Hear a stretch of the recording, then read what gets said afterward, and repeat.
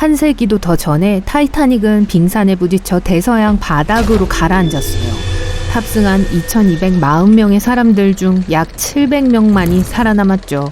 그 이후로 이 비극은 끝없는 영화, 다큐멘터리, 그리고 책의 소재가 되었어요. 그리고 비록 우리가 이 배와 이 배에 타고 있던 많은 사람들에 대해 많은 걸 배웠지만 이 재앙의 원인이 되는 빙산에 대해선 거의 아는 게 없어요. 특히 크기와 관련된 건 무엇이든 말이죠. 하지만 단서를 찾을 수 있을지도 몰라요. 타이타닉호는 화이트 스타라인에 의해 새로운 여객선 함대 중 하나로 만들어졌어요. 그 당시 그때까지 건조된 배 중 가장 큰 배였죠. 그리고 그 이름에 걸맞았어요. 배의 길이가 270m, 끝과 끝을 이어서 배치한 축구장 2개 반과 같았고 높이가 10마리의 기린을 위로 쌓은 것과 비슷한 53m였어요. 흘수선에서 갑판까지 배의 높이는 4층 건물 높이에 가까운 18m였어요. 타이타닉호에는 베란다 카페, 식당, 읽고 쓸 수 있는 방, 터키식 목욕탕, 체육관, 그리고 스쿼시 코트가 있을 만큼 충분히 컸어요. 심지어 수영장을 위한 공간도 있었죠. 그 여객선은 2,435명의 승객과 900명의 승무원을 포함해 총 3,300명의 사람들을 태울 수 있었어요. 고급스러움도 중요했지만 안전이 무엇보다 중요했어요. 타이타닉호는 갑판 아래에 16개의 수밀구획이 있도록 설계되었어요. 만약 사고로 선체가 손상되었다면 이 구획들 중 4개까지는 물이 찰 수 있고 반면 나머지 12개가 배를 뜨게 할 수 있었죠. 화이트 스타라인의 부사장인 필립 프랭클린은 이게 바로 이 배를 정말로 놀랍게 만드는 거라고 했어요. 이 남자는 타이타닉이 가라앉을 위험은 없어요. 이 배는 가라앉을 수 없고 승객들은 불편함 말고는 겪을 게 없을 겁니다. 라고 말했어요. 너무나도 잘못 생각했던 거죠. 배는 1912년 4월 10일 처음이자 마지막 항해를 위해 영국을 떠났어요. 그리고 이 거대한 배를 침몰시키는 데 필요한 건 오직 하나의 빙산이었어요. 빙산은 매혹적이에요. 이것들은 빙하 분리라고 불리는 과정 동안 형성돼요. 이건 담수 얼음의 큰 덩어리가 빙하에서 떨어져 열린 물속으로 떠내려갈 때를 말해요. 빙하는 결국 녹아서 사라지죠. 북반구에서 이 빙산의 대부분은 그린란드에서 와요. 남쪽에서는 남극으로부터 오죠. 여러분이 물 위에서 보는 건 빙산의 일각일 뿐이에요. 이건 그냥 끝부분이에요. 대부분은 90%까지 물 밑에 숨겨져 있어요. 전체 사진을 조사해야만 빙산이 얼마나 거대한지 진정으로 이해할 수 있어요. 여러분이 보지 못하는 빙산의 일부분이 종종 제일 위험해요.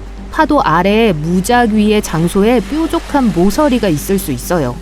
배는 자신도 모르는 사이에 아주 가까이 가기 쉽고 배 바닥에 심각한 손상을 입는 결과를 초래할 수 있죠. 그리고 조심해야 할 건 큰 빙산만이 아니에요. 발견하기 더 어려운 작은 것들도 그만큼 위험하다는 게 증명될 수 있어요. 예를 들어 빙암은 길이가 2m 이하고 물 위로 1m 좀 더 나와 있어요. 그리고 조금 더 큰 빙산편은 크기가 4m보다 작아요. 타이타닉호가 출항했을 때 빙산의 위험성은 잘 알려져 있었어요. 1901년 아일랜더호가 알래스카로 가는 인사이드 패시지를 통해 여행하고 있었어요. 빙산과 충돌했고 바로 가라앉았죠. 운 좋게도 탑승한 178명 중 138명이 안전하게 살아남았어요. 그땐 빙산을 탐지하는 특별한 장비가 없었어요. 최고의 장비는 시력이었죠. 배 위에 유리한 곳에 있는 돛대 꼭대기 망대에서 2명의 선원들이 바다 위를 내다보며 잠재적인 위험을 지켜봤어요. 망대는 갑판 위 15m 높이의 배 앞쪽에 위치해 있었어요. 돛대에 부착되어 있었죠. 이 높이에서 사람들은 바다를 잘 볼 수 있었어요. 만약 뭔가 의심스러운 걸 봤다면 큰 종을 울려 경고를 울릴 수 있었어요. 그 후 선장에게 모든 위험을 경고하기 위해 특별한 전화기로 연락할 수 있었죠. 하지만 특히 타이타닉이 침몰했던 밤에 이게 얼마나 끔찍한 일이었을지 상상해보세요. 망대는 창문으로 둘러싸인 따뜻하고 아늑한 방이 아니었어요. 대신 환경에 노출된 커다란 개방된 통이었어요. 1912년 4월 14일 공기의 온도는 거의 얼뜻한 약 섭씨 4도였어요. 배가 시속 약 42km 이상으로 움직이는 가운데 선원들은 그 차가운 공기가 노출된 피부를 압박하는 걸 느꼈을 거예요. 이 일의 유일한 장점은 교대 근무가 2시간밖에 되지 않았다는 거예요. 타이타닉호를 침몰시킨 빙산을 실제로 발견한 선원은 프레드릭 플릿이었어요. 그 당시 레지널드 리와 같이 망대에서 일하고 있었어요. 플릿이 왼쪽을 지켜보는 동안 리는 오른쪽을 스캔했어요. 두 사람이 교대 근무를 시작한 건 밤 10시였어요. 이미 얼음이 있을 가능성에 대해 경고를 받았었죠. 하지만 춥고 어두울 때 그건 불가능한 일처럼 느껴질 수 있어요. 설상가상으로 일을 더 쉽게 만들어줄 쌍안경조차 없었어요. 플릿은 나중에 쌍안경이 있었다면 그 비극을 막을 수 있었을 거라고 주장했어요. 작업이 20분 정도 남았을 때 선원들이 빙산을 발견했어요. 플릿이 벨을 눌렀어요. 한 번, 두 번, 그리고 또요. 그러고 나서 승무원에게 알리기 위해 함교에 전화를 걸었어요. 처음에 전화가 아슬아슬하게 걸려온 것 같았어요. 배 엔진은 역회전했고 거대한 해양 전기선은 가까스로 돌 수 있었어요. 하지만 빙산을 피하기엔 충분하지 않았어요. 얼음이 그 배의 갑판으로 쏟아져 내렸어요. 빙산이 선체를 찢고 물이 밀려왔어요. 2시간 40분 후 타이타닉은 사라졌죠. 여기 첫 번째 단서가 있어요. 이 빙산은 쌍안경 없이도 어두운 밤에 육안으로 발견될 만큼 충분히 컸어요. 또 얼음 조각들이 배의 갑판 위로 떨어질 만큼 충분히 높았어요. 이 모든 게 소셜미디어와 스마트폰이 있기 훨씬 전에 일어났기 때문에 그 당시에 탑승한 누구도 사진이나 비디오를 찍지 못했을 거예요. 그래서 물론 우린 실제 빙산에 대한 어떠한 영상도 갖고 있지 않아요. 하지만 그날 오후에 찍힌 가능성 있는 빙산의 사진들이 있어요. SS 프린츠 아델베르트호는 1912년 4월 15일 아침 그 지역 근처를 항해하고 있었어요. 이 배의 승무원은 타이타닉에 무슨 일이 일어났는지 아직 듣지 못했어요. 하지만 빙산이 떠다니는 걸 발견했을 때 그는 빙산의 사진을 찍어야겠다고 생각했죠. 왜요? 빙산의 바닥을 따라 붉은 페인트가 일렬로 그려져 있었는데 이는 지난 12시간 이내에 배와 충돌했을 가능성이 있다는 걸 나타내고 있었어요. 두 번째 사진은 충돌로 인한 잔해들을 찾기 위해 그 지역으로 보내진 미니아호라고 불리는 배에서 찍혔어요.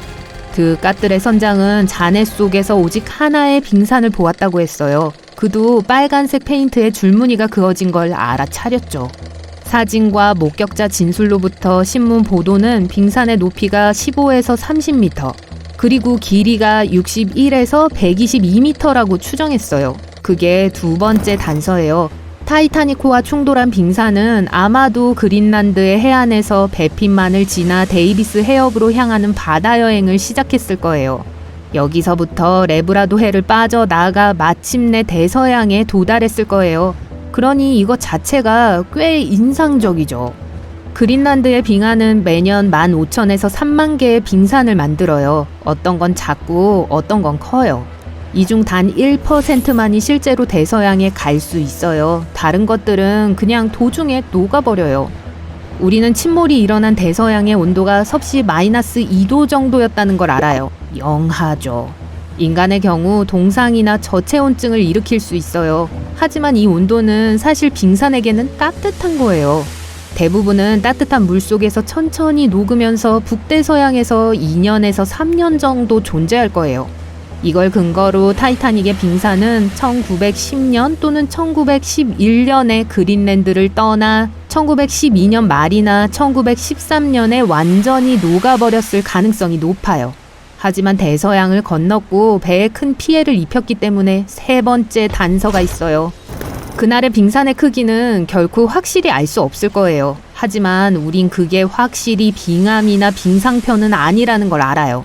이 두 종류의 빙산은 너무 작아요. 그리고 만약 얼음이 진짜로 충돌하는 동안 갑판에 흩어졌다면 빙산은 18m보다 조금 더 높았을 거예요. 신문에서 했던 추정치가 아마 우리가 얻을 수 있는 것과 거의 비슷할 거예요.